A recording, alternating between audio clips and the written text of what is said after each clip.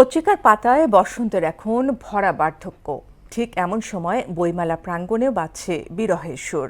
নানা প্রতিকূলতা আর বাস্তবতার দেয়ালে পিঠ ঠেকিয়ে এবার মেলা শুরু হয়েছিল কিছুটা দেরিতে ২৬শে ফেব্রুয়ারি। ক্যালেন্ডারের হিসেবে মেলার আয়ু আর মাত্র ৪৮ ঘণ্টা। আজ ছিল মেলার শেষ শুক্রবার। বইপ্রেমীদের প্রাণের মেলায় আছড়ে পড়া শেষ জনসমুদ্র। বেলা শেষের বইমেলার সে গল্পই থাকছে মনিরুল ইসলামের প্রতিবেদনে।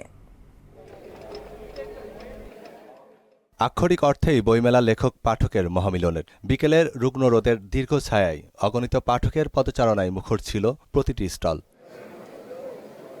নতুন বই প্রকাশের সংখ্যা কিছুটা কম থাকলেও পাঠকের হাতে হাতে শোভা পাচ্ছিল প্রকাশিত প্রিয় বইগুলো। কাগজের গন্ধ আর কালির ছোঁয়ায় এক অলিখিত মৈত্রীর বন্ধনে আবদ্ধ হয়েছিলেন সৃজনশীল এই মানুষগুলো। সাহিত্য সংস্কৃতির যে মেলবন্ধন, লেখক পাঠক প্রকাশকদের যে মেলবন্ধন, সেটি একটা প্রাণের রূপ নেয় এই বইমেলা।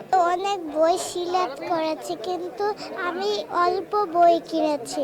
সকলে অনেক আশা নিয়ে আনন্দ নিয়েই কিন্তু বইমেলা উপভোগ করতে আসি। এবারের চিত্রটা সত্যি খুবই আলাদা। অনেক মানুষের ভিড় দেখতে পছন্দ করি, অনেক বইয়ের দোকান, অনেক স্টল দেখতে পছন্দ করি। বা এবার আপনি জানেন যে প্যাভিলিয়নগুলো তেমন একটা নেই, তারা সবাই স্টল হিসেবে ছোট ছোট আকারে বসেছে। মেলা চত্বরে দাঁড়িয়ে কথা বলছিলেন প্রবীণ লেখক থেকে শুরু করে নবীন পাঠক। কারো কণ্ঠে তৃপ্তি, কারো চোখে মেলার সমাপ্তি নিয়ে একরাশ বিষাদ। ১ মাস না হতেই ভাঙছে এই অক্ষরের সংসার। অনেক দেরি করে হলেও এবছর বইটা করলাম এবং আমার এখন এই বইটা হাতে পেয়ে মনে হচ্ছে যে আসলে বই চাইলে আমি প্রত্যেক বছর আরো দু একটা করে করতে পারি। আমার দুইটি বই, প্রথমটির নাম হলো বিশ্বধর্মের জ্ঞানকোষ এবং দ্বিতীয়টির নাম হলো বরিশালের নারী চরিতা বিধান। দুইটা বই ভাষা প্রকাশ থেকে বের হয়েছে।